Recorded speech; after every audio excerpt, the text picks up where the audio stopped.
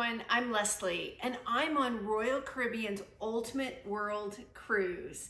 We have been circumnavigating the globe over 9 months and today is our second stop in Spain in Barcelona. And Barcelona is only the 6th stop that we've stayed overnight. So it's time to brace for impact because we've got a lot of ground to cover, and to say we're excited is an understatement. I feel like I need to do like a flamenco dance and say, welcome to Barcelona with my dress. Welcome to Barcelona.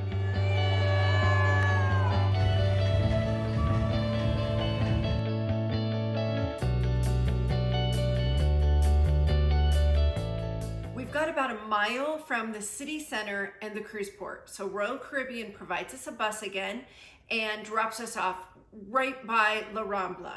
Keep in mind the 1 mile that I said. That's gonna come into play in a very torturous way, but I'll tell you about that later. So we are like children running around Barcelona. I've been to Barcelona before. I was here at Christmas, which is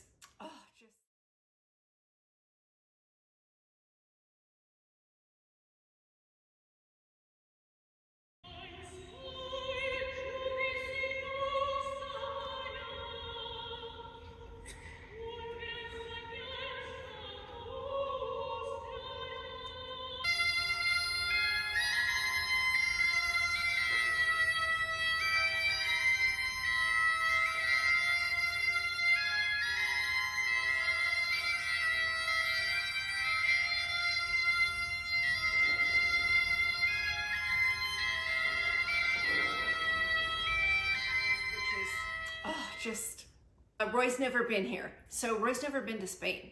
I'm convinced that you can go to Barcelona and never see the same things twice. You can go back to the same places, but not see them the same way, no matter how many times you go. So we are hitting the ground running right here on La Rambla. It's a main wide street, shops, bars, restaurants. It's super vibrant, packed with tourists and sightseers, and it's just such a great, exciting, energetic place to start our exploration. Our first stop is in Mercat de Saint Josep, or La Boqueria for short. This famous market is a sensory explosion. Colors, aromas, sound, offering everything from fruits, chocolates, local seafood, a bunch of local made crafts. It is incredible and it feels like it's endless. The stalls just go on and on and on, and we indulge in all of its awesomeness as we emerge onto the other side, ready to discover some of Barcelona's architectural treasures. I love everything about Gaudí. I'm not sure Roy's a huge fan, and he's definitely polarizing, but seeing him in his glory here in Barcelona is a special experience. So if you come to Barcelona and all you do is wander the streets, you will have an exceptional time. His famous work, the breathtaking Casa Batlló, a masterpiece that almost seems to come alive. Its facade glitters with colorful mosaics and the balconies resemble skeletons. It is so cool. It's just different and quirky and just so cool. It's nicknamed the House of Bones.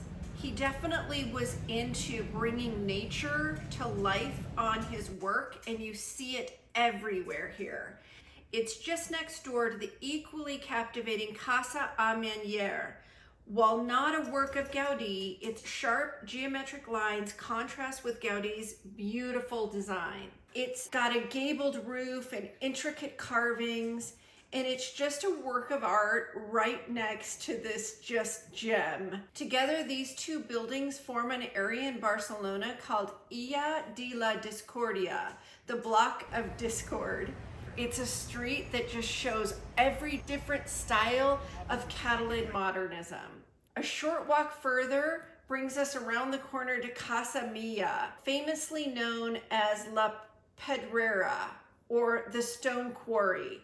With its wave-like stone facade and twisting wrought iron balconies, this building is a marvel of innovation. Gaudí was just such a forward thinker.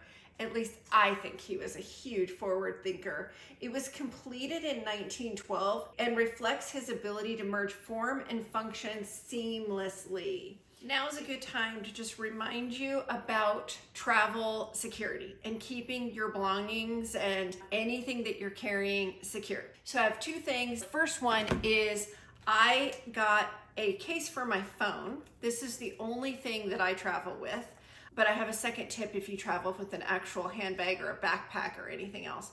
But for me, this just holds everything. It has a zipper pocket for all of my credit cards and cash. The critical part about this case is this. This tether is everything. It was critically important on the cruise ship because obviously filming over our cabin balcony, yeah, we needed it tethered.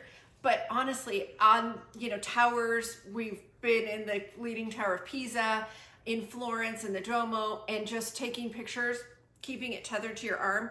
But for safety, having it tethered to your arm is a game changer. It'll just ensure that you never lose your most valuable asset. For me, it's my phone and my credit cards. The other thing is if you travel with a handbag or you travel with a backpack, when you sit down, even at a park bench or at a restaurant, at a bar, the strap of your backpack or your purse, just put it through your leg and hang it on your leg. You don't want to put it on the back of your chair.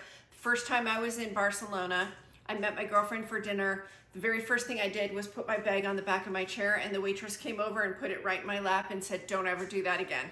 So I learned my lesson that you don't ever want to not be holding on to your bag. So just wrap it around your leg and you'll be good to go.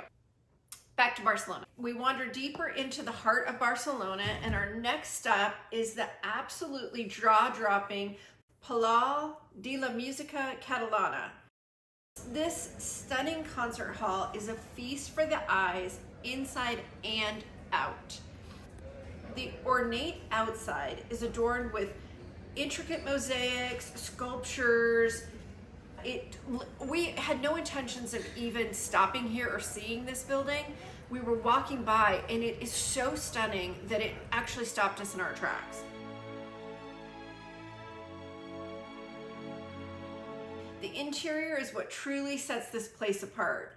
Fun fact for this building, it's a concert hall. It's the only European auditorium that is illuminated entirely by natural light during the day. The massive stained glass skylight, shaped like an inverted dome, floods the interior with color and light and is incredible. We weren't here for a concert. We're just standing inside and soaking it all in. It's just so beautiful.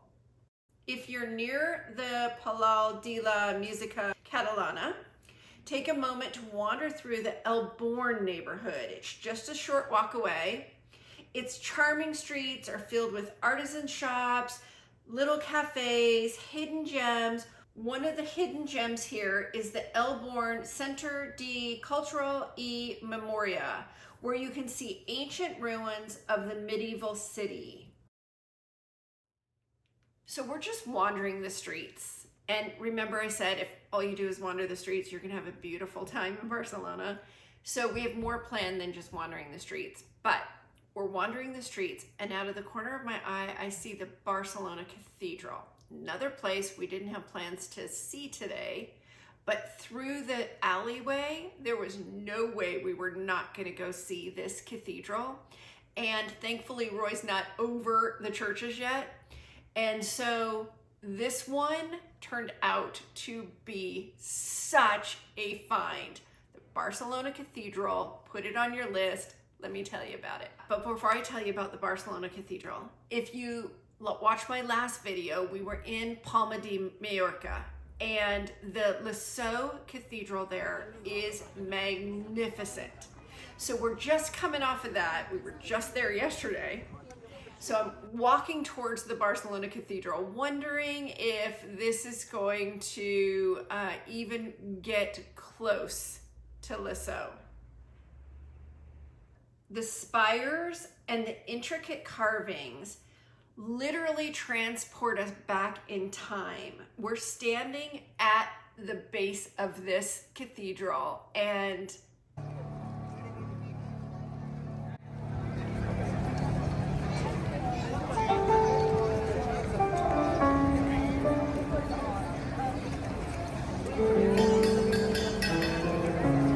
wowza.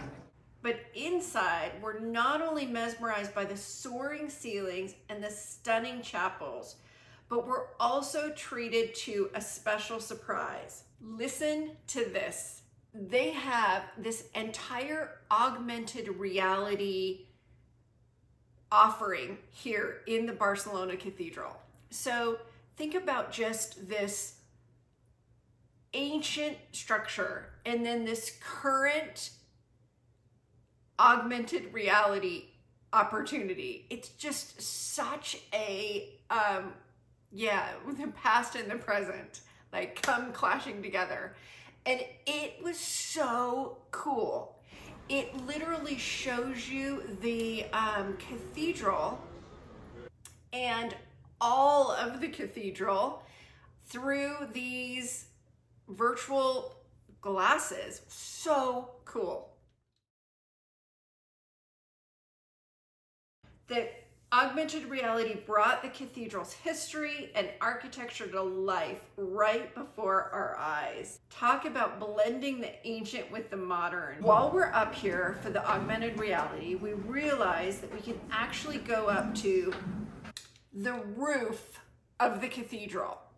So not just going up the stairs and seeing the roof and seeing the view, we actually go out on the roof. They have kind of these catwalks across the roof, and you can walk all the way down and around. You can see the entire view of Barcelona, and oh my gosh, just incredible.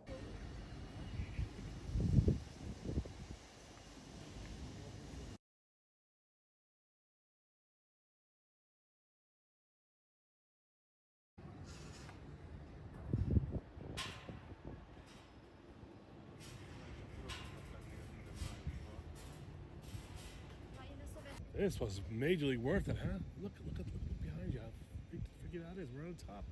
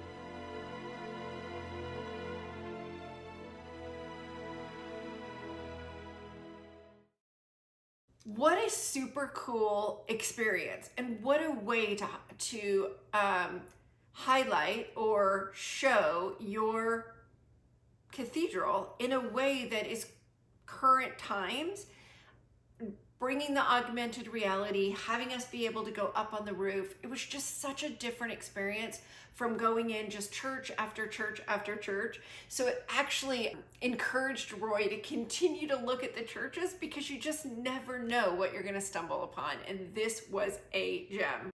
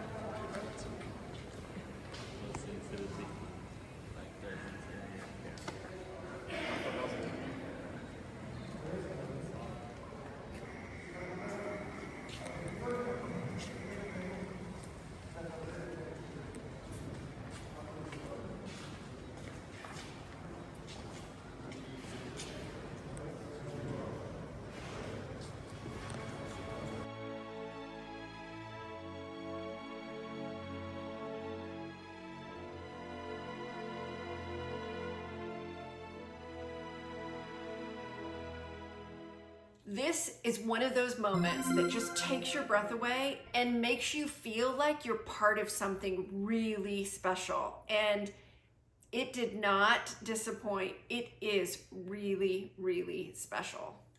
After all that exploring, we're starving. And what's the best thing that we can eat while we're in Barcelona? With visions of saffron and seafood dancing in our heads, we stop to get paella. You can't be in Barcelona and not have paella. We make our way to Plaça Real, a beautiful square lined with palm trees, lampposts that are also designed by Gaudí, and an incredible outdoor patio. It felt like the perfect spot to sit and relax and dive into our steaming plate of Spain's most iconic dish, paella. Paella. Oh, Spain and paella. Oh, I'm so excited to eat this incredible pan of paella. It's rice and seafood, and it looks incredible. It smells amazing. And we dig right in, and it's not good.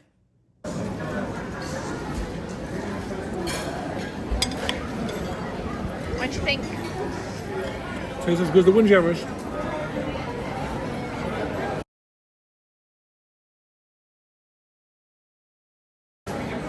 This is the best paella I've ever had. Who knew the best paella in Barcelona was waiting for us back on the ship? In a lot of the ports, the chef on board will make local delicacies or special plates for us. And the paella on board the Serenade of the Seas was so much better than the paella we had here in Barcelona. So at least we got it twice, and at least one of them was good. Now, I'm not saying we didn't eat it all, because we ate all of it, but it just was not at all what we were expecting. And there's probably different versions of paella and how it's presented, but this one was just not what we were expecting. So we're back out onto La Rambla. We want to scope out the bar in which we're going to watch the World Cup tonight.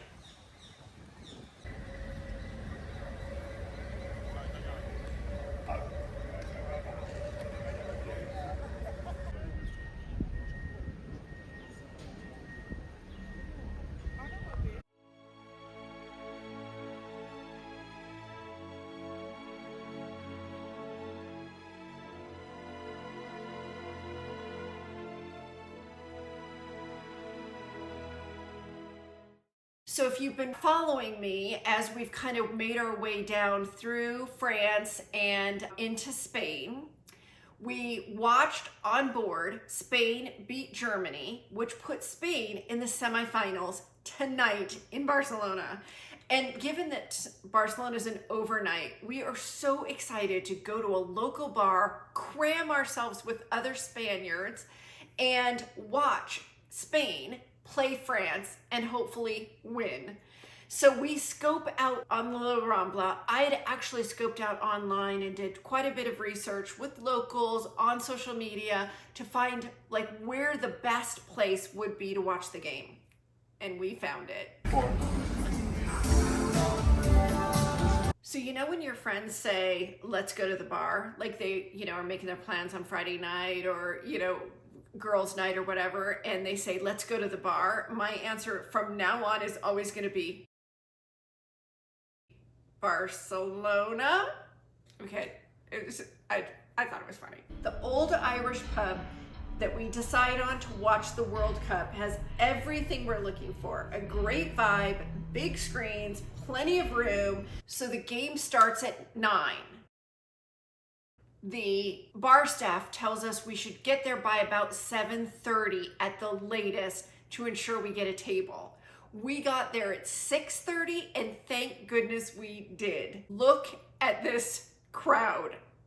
I did kind of a time lapse for you because holy cow, it was so packed in. I started actually feeling bad that we had a table and chairs because there were so many people standing, and obviously we've got, a good 2.5 hours here before the game starts. But the guy playing the guitar was incredible and we had so much fun.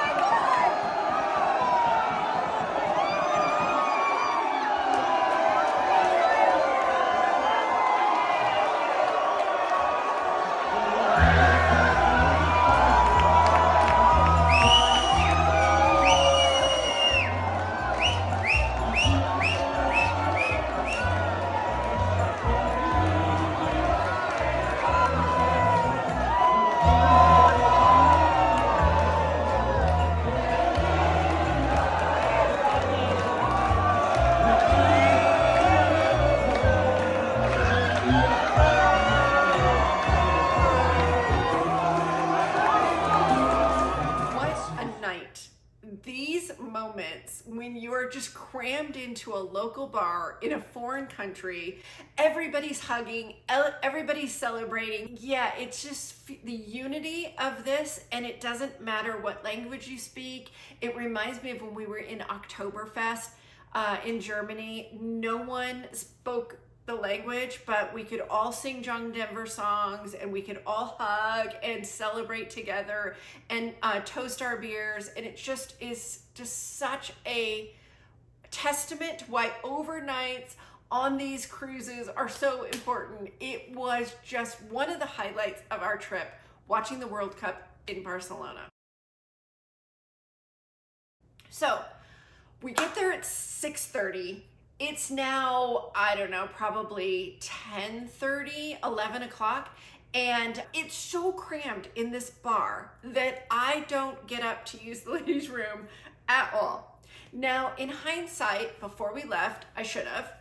But I was so excited, and we're celebrating with everyone and hugging all these strangers, and I just didn't even think about it. So we leave the bar, we're gonna grab a cab and head back to the cruise port.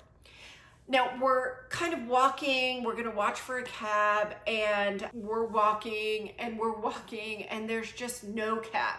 It's a safe area, but we're just not seeing any cabs. I've gotta go to the bathroom like there's no tomorrow.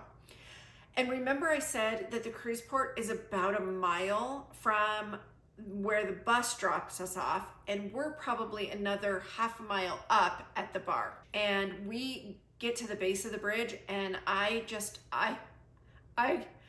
like, it's like a medical emergency at this point. I've got to go so bad. I almost thought about just like totally pulling over. That's not me at all, but that tells you how much I had to go so bad. I told Roy, don't even look at me, don't speak to me. So of course we go over the bridge, and now there's the terminal. But we can't get into the terminal without going all the way down and all the way back in. Needless to say, I have never been so happy. Don't make that mistake. Note to self, take care of business before you hit the road, because you never know where you might have to walk. Okay, so day 2. We originally had plans here on day 2 to go see Montserrat. It's the monastery that's up on the hill. I didn't see it the one time I was here before. I really wanted to see it while we were here this time. I got tickets for it and everything. However, we also have Sagrada Família tickets at 1 o'clock. And so just the timing of it, I started getting concerned, especially after our late night last night. So we decide we're gonna abandon Montserrat. However, every time you leave anywhere in the world, you should have a reason to go back. So we'll be back to Barcelona because we got to see Montserrat. So on our agenda today is more wandering the streets and seeing Sagrada Família. And if the Barcelona Cathedral just blew your mind, wait until you see Sagrada Família.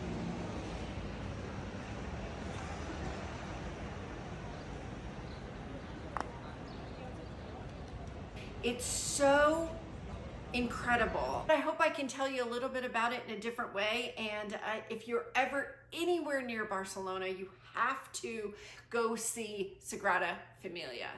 Let's go check it out.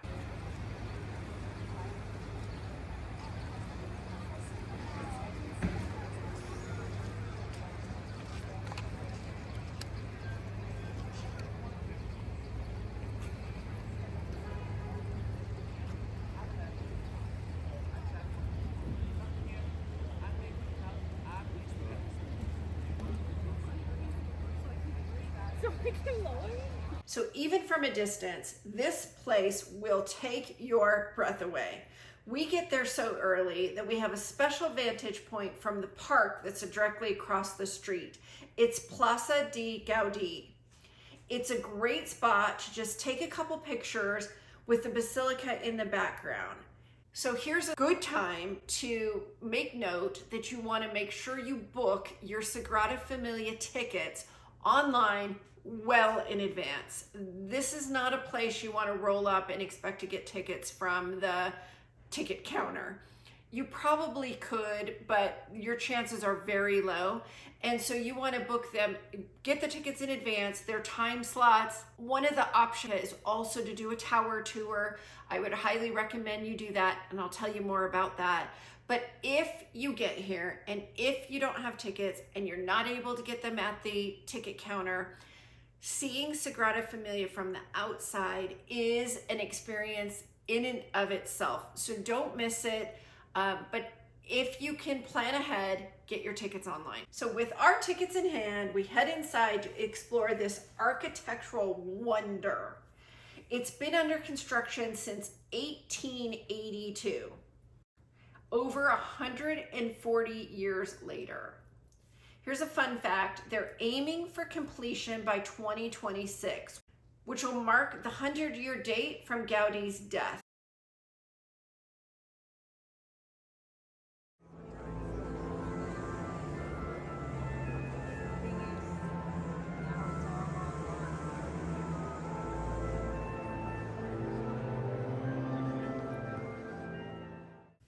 Stepping inside the basilica feels like you're entering another world, a nature world, but in a cathedral. The towering columns designed to resemble trees, the stained glass windows light up the interior, and there's something special that no matter where you look, up, down, on the floor, on the ceiling, on the walls, Gaudí wasn't just creating a building, he was creating an experience.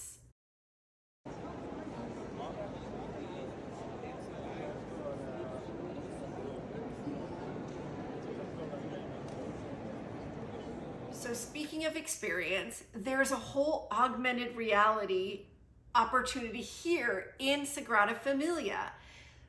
Part of the audio guide tells you different places hidden within the cathedral that you can do special things with your phone in order to see like the changing of the light and just different augmented realities. So I highly recommend that you get the audio guide. Not only does it tell you about the millions of things to see here, but also it has the augmented reality, which is just a little extra added perk. We chose to add the Passion Tower as part of our ticket.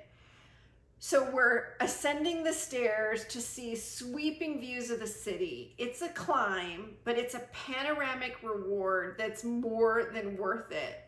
From up here, you can spot Barcelona's grid-like streets, the shimmering Mediterranean in the distance, and all the intricacies of this gem hidden within the exterior, and a few other Gaudí landmarks that sprinkle across the skyline.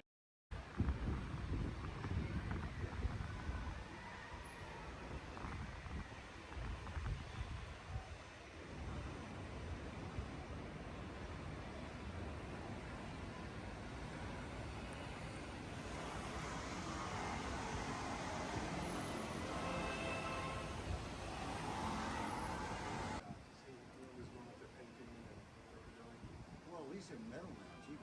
You saw the old pictures? These guys were building these towers with wood structures around.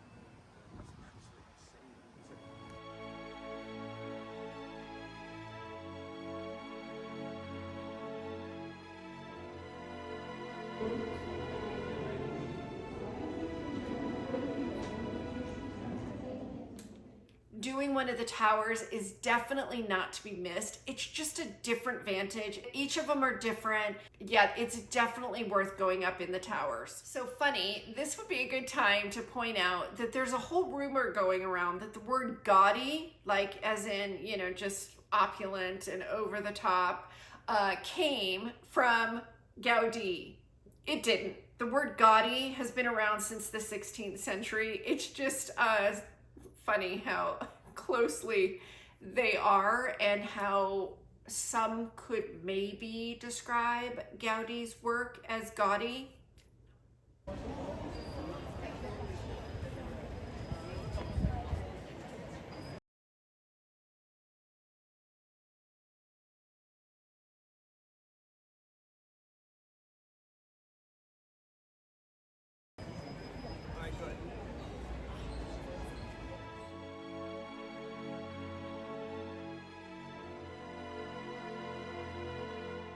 while you're here at Sagrada Família, consider exploring a few other nearby spots. Take the Avinguda de Gaudí to the Hospital de Saint Pau. So did I just say hospital? Yes, believe it or not, the hospital, the architecture of the hospital is a sight to see. I saw it when I was here the first time in Barcelona and I was shocked. It is gorgeous. So while you're here for Sagrada, go check out the hospital. The Avinguda is lined with cafes and shops, so you can also stop and get a quick snack and a drink. We decide to call it a day and head back to the ship. As we're approaching the ship, we notice that it's Provisions Day. We love Provisions Day. Sounds silly, but provisions are always the local produce, or the majority of it's local produce. So to just get new fresh fruit and fresh vegetables, I'm a vegetarian, so that is right up my alley. And it's always fun to just see the crates and crates and crates and crates of alcohol and Diet Coke. They had a run on Diet Coke on the ship that Royal Caribbean had no idea was happening. So we've drank Diet Coke from all over the world, and they're all different, by the way. I should do a YouTube video just on the Diet Cokes that we've had all over the world. But I digress. It's just fun to kind of see all of the crates coming, and they bring on local fish and local meats. And so, yeah, that's just a special day. It seems like we're always out of bananas, and so we're always very excited for breakfast after Provisions Day. And funny story about provisions. We had a provisions container that we missed in Dubai, and it has been chasing us ever since. If they aren't able to connect with the cruise ship in a reasonable amount of time, they'll donate those containers. But this one's continued to chase us, I think, with hopes of being able to catch us at some point. And another fun fact, did you know that unless it's perishable, all of the provisions for Royal Caribbean come from Miami? So no matter where we are in the world, if it's not perishable, it is shipped from Miami. Who knew? So now we're celebrating the big sail away party. Goodbye, Barcelona. It marks the end of leg 3 of the Ultimate World Cruise.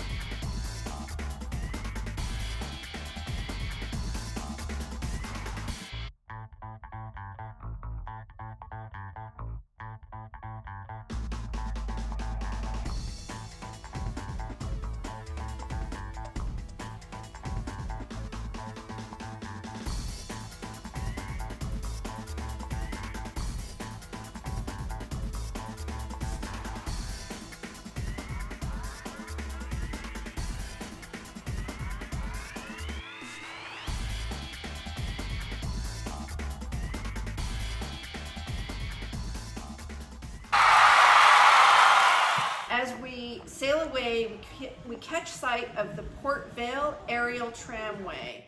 It's the red and white cars that gracefully glide over the harbor. This historic tramway, designed for the 1929 International Exposition and completed in 1931, spans 1.3 kilometers across Barcelona's Old Harbor. It's a unique way to see the city from above. So what do you think of Barcelona? If it wasn't completely obvious, I absolutely adore Barcelona. I don't know, it just feels very comfortable. It feels like you could literally like rent a flat and stay here and blend in with no problem and really experience Spain. It's very condensed, like there's a lot to see in just this area. Just a beautiful location. It's on the water, on the Mediterranean. I could go on and on and on. What'd you think? I would love to hear your comments. So be sure to put them down below. Don't forget to give me a thumbs up on the video. It totally is so helpful for me to get like found in this giant YouTube world. So I appreciate it. I appreciate your comments. I love hear your feedback. Have you been to Barcelona? Did you see something today that you were like, what? Yeah, I just would love to hear your thoughts. We have this Ultimate World Cruise logo spinning in the centrum for each one of our legs. This is the new one for leg 4, kicking off a lot of back-to-back ports as we crawl all over Europe. Next up, we have 3 more stops in Spain before we head to Morocco. So our next stop in Spain is Valencia, another kind of, southern Spain, on the water, little coastal town. So this is a good time for me to tell you to start packing for Valencia. Subscribe so that you're notified of the next post of the Valencia video. And as always, thank you so much for being here and part of this journey. I'm having an absolute blast. On that note, I need a nap. I'm exhausted. Barcelona totally kicked my butt. And so until Valencia, bye for now.